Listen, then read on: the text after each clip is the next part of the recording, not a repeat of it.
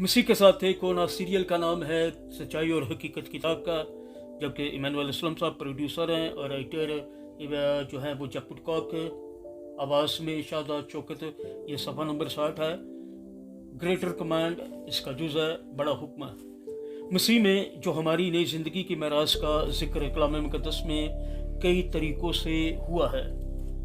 उनमें से एक तरीक़ा अहकाम के ज़रिए है। हम एक दूसरे से गर्मजोशी के साथ दिल से प्यार करने के लिए बुलाए गए हैं, क्योंकि गर्मजोशी मोहब्बत हमारी मेराज का हिस्सा है।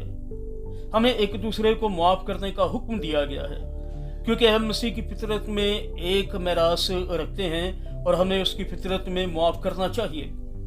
इस तरह खुदा का हर एक हुक्म हमारी मेराज का वादा समझा जा सकता है। लेकिन क्या वाकई ही बात सच है? ये बात सच है? सवालिया निशान। क्या हम पाक है, ईमानदार, मोहब्बत रखने वाली और रास्तबाज जिंदगी में जी सकते हैं?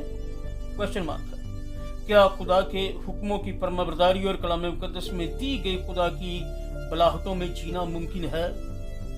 सवालिया निशान।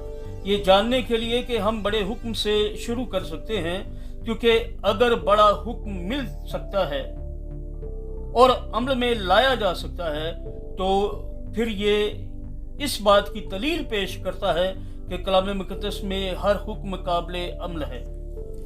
हवाला नोट फरमाइएगा।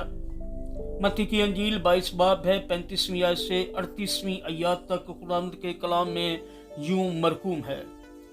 और उनमें से एक आलम शरा ने आजमाने के लिए उससे पूछा, ए उस्ताद, तौरात में कौन सा हुक्म पड़ा है? उसने उससे कहा कि खुदावंद अपने खुदा से अपने सारे दिल और अपनी सारी जान और अपनी सारी अकल से मोहब्बत रख। बड़ा और पहला हुक्म यही है। खुदावंद के पाक कलाम के पढ़े सुने जाने पर उसकी बरकत नाज़िल हो। सब कहिएगा आमीन। खुदावंद का ही शुक्र हो।